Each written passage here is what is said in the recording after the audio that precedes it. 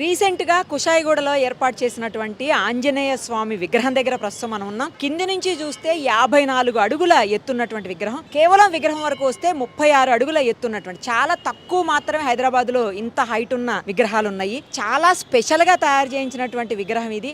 ఎన్నో సంవత్సరాల నుంచి ఈ చుట్టుపక్కల వాళ్ళ కళ అది ఇప్పుడు నెరవేరిందని చెప్పాలి. పైన మనకు కనిపిస్తుంది చూడండి, స్వామివారి నుదుటన జర్కాన్ స్టోన్ అంటారంట, స్పెషల్ గా చేయించి తీసుకొచ్చారు. అది కూడా 9.4 ఇంచెస్ గా చెప్తున్నారు. తర్వాత స్వామివారి హృదయం దగ్గర బాలరాముడు వెలిసున్నాడు. అది కూడా ఎక్కడ మనం చూడము, ఫస్ట్ టైం చూస్తున్నాము. తర్వాత అలా చెప్తూ పోతే ప్రతి ఒక్కటి కూడా స్వామివారి స్పెషల్స్ అని చెప్పొచ్చు.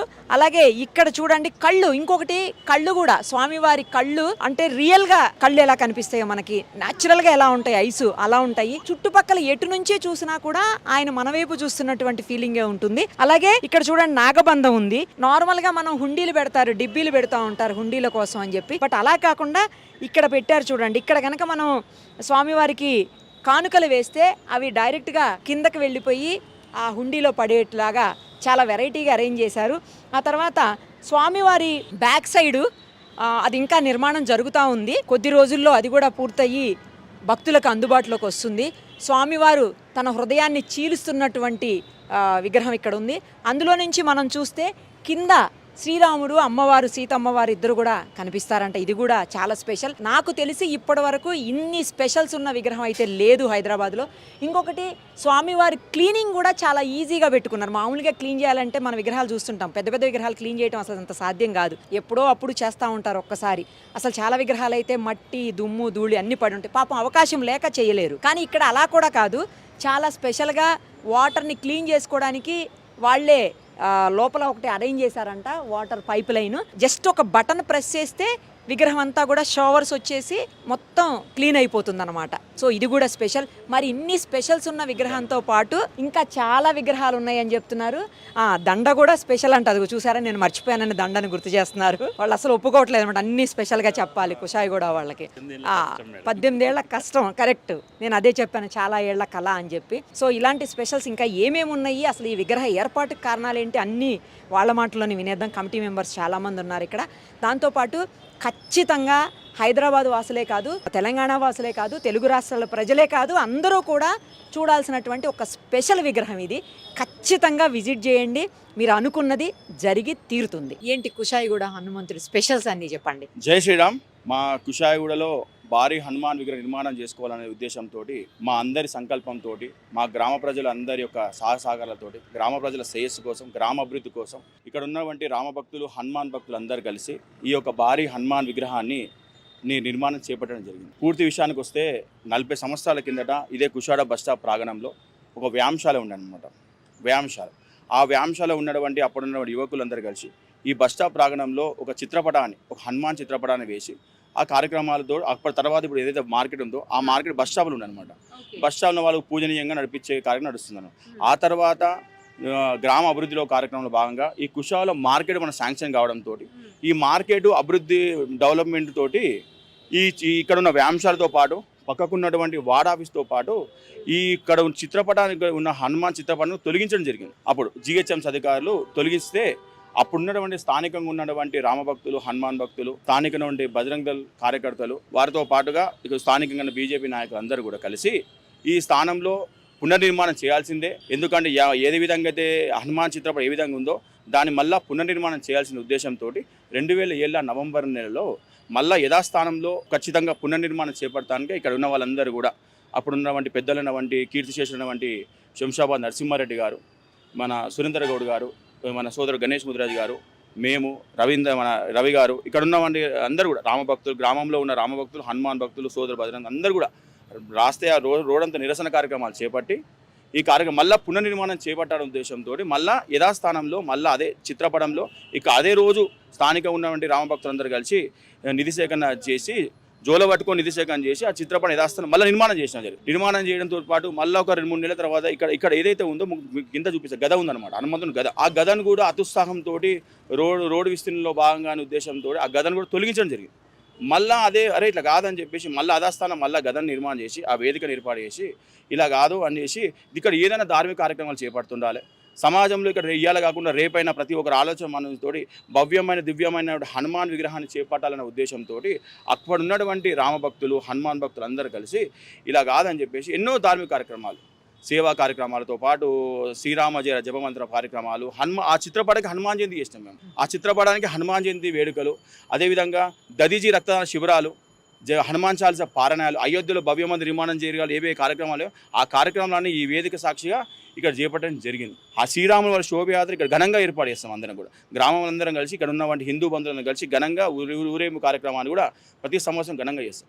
అలా ఉద్దేశంతో అయోధ్యలో భవ్యమైన రామమందిర నిర్మాణం కూడా అయితే ఇక్కడ కూడా ఘనంగా గ్రామస్తులందరి సమక్షంలో భారీ ఎత్తున కార్యక్రమాన్ని కూడా చేపట్టే జరిగి ఆ రోజు అనుకోవడం జరిగింది. 18 సంవత్సరాల నుంచి ఎన్నో ఫ్లెక్స్ పెట్టా. ఒక ఫ్లెక్స్ అనేది అరే ఇయ్యాల కాకుండా రేపైనా ఎల్లుండైనా ప్రతి ఒక్కరు ఆ మనసులలో ఇక్కడ పెద్ద విగ్రహం పెట్టాలని ఆలోచన తీసుకురాని ఉద్దేశంతో ఆ ఫ్లెక్స్ పెట్టినప్పుడు కూడా అప్పటి నుంచి అధికారులు దాన్ని తొలగించే ప్రయత్నం చేస్తే కూడా దాన్ని మళ్ళా పెట్టి లేదు ఖచ్చితంగా కార్యక్రమాలు చేస్తూ ఇయ్యాల ఎప్పటికైనా భవ్యమైనటువంటి హనుమాన్ విగ్రహం చేపట్టిన ఉద్దేశంతో ప్రతి ఒక్కరు మనసులో హనుమాన్ విగ్రహం ఉండాలని ఆలోచనతో 18 సంవత్సరాలుగా ఫ్లెక్స్ కంటిన్యూ చేస్తూ అయోధ్యలో భవ్యమంది రామాలయం జరిగిన తర్వాత ఆ ఫ్లెక్స్ ఏదైతే రామాంజనేయ ఫ్లెక్స్ ఉందో ఇదే చివరి ఫ్లెక్స్ మనం ఇక తర్వాత భవ్యమైన హనుమాన్ విగ్రహాన్ని మనం చేపట్టే ఉద్దేశంతో ఆ తర్వాత గ్రామ ప్రజలందరూ కలిసి ఇక ముఖ్యంగా మా సోదరులు అందరం కలిసి ఇక్కడ భవ్యమైన రామ నిర్మాణం గ్రామస్తులందరినీ ఏకతాటిని తీసుకొచ్చి మన భేదం లేకుండా ఏ వ్యక్తికి సంబంధం లేకుండా ప్రతి ఒక్కరిది హనుమాన్ దేవాలయం ప్రతి ఒక్కరిది అనే భావంతో ఇక్కడ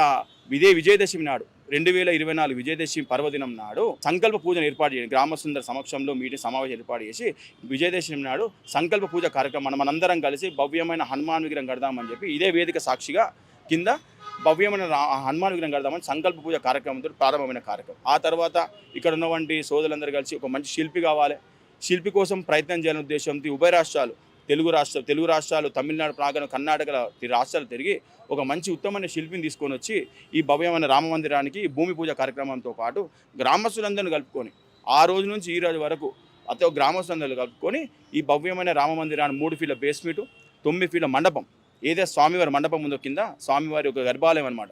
దానిపైన 6 ఫీట్ల పీఠము 36 అడుగుల హనుమాన్ విగ్రహం మొత్తం కలిసి 54 అంటే సంఖ్యాశాస్త్రం ప్రకారం కూడా 54 అనేది ఉండాలనే ఉద్దేశంతో 54 అడుగుల 9 సంఖ్య వచ్చే విధంగా అదేవిధంగా ఈ మందిరానికి 9 పిల్లర్లు మందిరానికి సెంటర్లో పెద్ద పిల్లలు వస్తే చుట్టుముడు మళ్ళీ 9 పిల్లలుగా 9 పిల్లలతోటి నిర్మాణం చేస్తూ అదే కాకుండా భవిష్యత్తులో ఇక్కడ నవ హనుమాన్ క్షేత్రంగా తీర్చిద్దాలనే ఉద్దేశంతో నవ హనుమంతుల యొక్క రూపాలతోటి 9 మంది హనుమాన్ విగ్రహాలతోటి కూడా ఈ కార్యక్రమాన్ని కూడా మనందరం కూడా రూపకల్పన చేసుకొని చెప్పి కార్యక్రమాన్ని ముంగడు తీసుకుంది. అదే మొన్న రీసెంట్గా వైశాఖ పున్నమి నాడు స్వాతి నక్షత్రం నాడు ఈ ప్రారంభ దశ ఇప్పటి వరకు కూడా హంపి జగద్గురు విద్యారణ్య భారతి గారి స్వామివారి ఆశీర్వాదంతో ఈ కార్యక్రమాన్ని ప్రారంభం నుంచి వారి సమక్షంలోనే ఈ కార్యక్రమాన్ని విజయవంతం చేస్తూ మొన్న మే 1వ తారీఖు నాడు వైశాఖ పున్నమి నాడు ఈ కార్యక్రమానికి విగ్రహావిష్కరణకు విగ్రహ ప్రతిష్టా కార్యక్రమాన్ని ముహూర్తాన్ని నిర్ణయించి మొన్న ఘనంగా జరుపుకోవడం జరిగింది. అసలు మేమందరం కనుగొనలే ఈ విధంగా ఇంత సక్సెస్గా అవుతుందని చెప్పేసి ఆయన అనుగ్రహం అనుకున్నాం. మేమందరం కూడా ఆ స్వామివారి అనుగ్రహం ఉంది కనుకనే ఇంత పెద్ద కార్యక్రమాన్ని ఒక అంటే ఏదైనా అనుగ్రహం ఉండాలి. ఆయన అనుగ్రహం ఉంది కనుక ఈ విధంగా సక్సెస్ అయిందని చెప్పి కోరుకుంటున్నాం. అదేవిధంగా ఒక చిన్న విషయం ఏంటంటే ఈ దేవాలయంలో శివ విష్ణు అంశ అంటారు ఆంజనేయ స్వామి. అందుకే మనం కుడివైపు శివపార్వతుల విగ్రహాన్ని ఎడవైపున విష్ణుమూర్తి లక్ష్మీమాత విగ్రహాలను ఏర్పాటు చేసి శివ విష్ణు అంశగా స్వామివారిని నిర్మాణం చేసుకోవడము మేము అదృష్టంగా భావిస్తున్నాం. విగ్రహానికి సంబంధించినటువంటి డీటెయిల్స్ అంటే ఏంటి స్పెషల్ విగ్రహంలో స్పెషల్ ఏంటి? 54 అడుగులు ఓకే, ఇంకా కాకుండా స్పెషల్స్ ఉన్నాయని విన్నాను. మా విగ్రహం నిర్మాణం కేవలం మేము విగ్రహం మాత్రమే నిర్మాణం చేద్దామని స్టార్ట్ చేశాము. కానీ అది ఆ నిర్మాణ క్రమంలో మా యువకులందరూ ఉత్సాహం చూపించి కింద మూల విరాట్టు పెట్టాలి, నిత్య పూజలు కూడా చేయాలనే ఉద్దేశంతో ముందుకెళ్ళాము. అదేవిధంగా హనుమాన్ విగ్రహం నిర్మాణం చేపట్టే టైంలో ఆ కిరీట భాగంలో 9 ఇంచుల జర్కాన్ రత్నాన్ని అమర్చాలని మా సోదరులకు ఆలోచన వచ్చింది. దాన్ని మా దాతల ద్వారా దాన్ని చేసాము. రాజస్థాన్ నుండి తెప్పించాము. అది 9.2 ఇంచెస్ ఉంది. తర్వాత సహజ నేత్రాలు ఉంటాయి, తమిళనాడు నుంచి మా దాత ద్వారా దాన్ని తీసుకొచ్చాము. ఈ కండ్ల విషయానికి వచ్చేసరికి ఇవి మన హైదరాబాద్లోనే మొదటిసారిగా అమర్చడం జరిగింది. ఇవి చెన్నై నుంచి తెప్పియడం జరిగిందని క్రిస్టల్ ఐస్ ఇక్కడ ఎవరు పెట్టలేదు ఇప్పటి వరకు. మెయిన్ అద్భుతం అది. ఎక్కడ మూలకెళ్ళి చూసినా హనుమాన్ స్వామి మనం చూస్తున్నట్టే కనిపిస్తూ ఉంటుంది. సో అది ప్రత్యేకత. మా సోదరుడు చెప్పినట్టు కిరీటంలో వజ్రం కాక ఈ కన్నులు ఒకటి హైలైట్ అండి. ఇప్పుడు ఉన్నటువంటి పరిస్థితి చుట్టుపక్కల ఉన్నటువంటి విగ్రహం భారీ విగ్రహం భీమరూప విగ్రహము. ఎందుకంటే ఇది ఇక్కడ ఉన్నటువంటి ఆ భూమి నుంచి దివికి వరకు ఉన్నటువంటి విగ్రహం భీమరూప విగ్రహం అనేది కార్యసిద్ధి విగ్రహము. ఎందుకంటే ఇక్కడ ఏ భక్తుడైనా వచ్చి తమ మనసులో కోరికలు కోరుకొని మనసారా మొక్కి వెళ్ళినట్టయితే ఆ కార్యము సిద్ధిస్తుందని చెప్పి మన పీఠాధిపతులు ఇక్కడ విన్నవించారు. దానికి స్పెషల్ ఈ కార్యసిద్ధి విగ్రహ హనుమాన్ భీమరూప హనుమంతుడు కూడా దీని పేరు. కుషాయగూడ కార్యసిద్ధి హనుమాన్ మా యొక్క హనుమాన్ విగ్రహం అన్ని ప్రత్యేకతలు సంతరించుకున్నాయి. ఈ యొక్క హనుమాన్ హారంలో ఉన్నటువంటి సీతారామ హనుమాన్, ఆ సీతారామ హారము, ఆ హారముని మన రామాయణంలో ఆ హారాన్ని చూసి హనుమంతునికి మన అయోధ్యలో ఉన్నటువంటి హారాన్ని ఇక్కడ మేము ప్రతిష్ఠించడం ఉంది. కార్యసిద్ధి హనుమాన్ కుషాయగూడలో ఇది ఏర్పరుస్తున్నప్పటి నుంచి కూడా మాకెంతో ఉత్సాహంగా ఉల్లాసంగా మాకందరూ ప్రజలందరూ కుషాయగూడ చుట్టుపక్కల ఉన్న ప్రజలందరూ సహకరించారు. ఈ యొక్క కార్యసిద్ధి హనుమాను ఆయననే ఇక్కడికి వచ్చేసి ఆయన చేయించుకున్నట్టుగా మేము అనుకుంటున్నాము. ఇంత పెద్దగా అని మేము కూడా అనుకోలేదు. ఇక్కడ స్థానబలము ప్రత్యేకంగా ఉంది కాబట్టి ఇది కింద 18 ఫీట్లు కిందికి వెళ్ళామండి. కొండపైన ఉంది, ఈ కింద కొండలో వెలిసిండు. కింద మొత్తం 18 ఫీట్లు కిందికి వెళ్ళాము. కింద కొండలోనే ఉన్నాడు. మేము మామూలుగా జస్ట్ బునాది తీద్దాం అనుకున్నాం. కొండని తొలిసి కొండ నుంచి తీసుకొచ్చాము. 18 ఫీట్లు కొండని తొలిచాము. ఆయన కొండలో వెలిశాడు. ఆయన ఒక ఆశీర్వాదం ఈ చుట్టుపక్కల మన 2 ట్విన్ సిటీసే కాదు 2 తెలుగు రాష్ట్రాలకు కూడా ఉండాలని కోరుకుంటున్నాం. ఇవన్నీ కాకుండా ఒక ముఖ్యమైన ప్రాముఖ్యత ఉన్నది. వెనక సైడ్లో హనుమంతుడు గుండె చీల్చుకొని ఉంటాడు. అందులో నుంచి ఈ భక్తులు ఈ ప్రదక్షిణలు చేసి అక్కడ దర్శనం చేసుకుంటే సీతారాముల విగ్రహం కనబడుతుంది కింద. అదొక ముఖ్య విషయం. దీన్ని అన్ని విధాల అన్ని అంగులు ఆర్భాటాలతో పాటు మంచి నాణ్యత గల సిమెంట్ కానీ స్టీల్ కానీ అన్ని బ్రాండెడ్ వాడి ఇంత మంచి విగ్రహాన్ని కట్టడం చాలా సంతోషంగా ఉంది. చుట్టుపక్కల నుంచే కాదు, కాకినాడ నుంచి విజయవాడ నుంచి చాలామంది ఫోన్లు చేసి ఈ హనుమాన్ ఎట్లా నిర్మించారని చెప్పి మాత్రం సలహాలు సూచనలు తీసుకొని మేము కూడా వాడవాడలు నిర్మించాలనుకుంటున్నామని చెప్పేసి ఉద్దేశంతో చాలామంది భక్తులు ఇక్కడికి విచ్చేసి దర్శనం చేసుకోవడం జరిగింది. ఇన్ని ప్రాముఖ్యతలు ప్రతి ఒక్కరి ఆలోచనను తీసుకొని వారి ఆలోచన మేరకు ఎవరెవరి అభిప్రాయాల మేరకు అన్నీ సేకరించి అందులో బలమైన నిర్ణయాలు తీసుకొని దాన్ని నిర్మించడం జరిగింది. కాబట్టి ఈ చుట్టుపక్కల వారికి ఇంత పేరు వచ్చింది. ఈ హనుమాన్ కూడా చాలా కార్యసిద్ధి హనుమాన్ అంటే ఏదైనా కార్యక్రమం వెళ్ళే వాళ్ళు బస్ స్టాప్లు ఉంటారు కాబట్టి వాళ్ళు ఇక్కడ దర్శనం చేసుకొని పోతే ఆ కార్యక్రమం నెరవేరిందని కూడా చాలామంది ఫోన్ చేసి చెప్పడం జరిగింది. కావున ఈ హనుమంతుడిని ప్రతి ఒక్కరు దర్శనం చేసుకొని ఇంకా భావితరాలకు అందించలే విధంగా దీన్ని నిర్మించాం.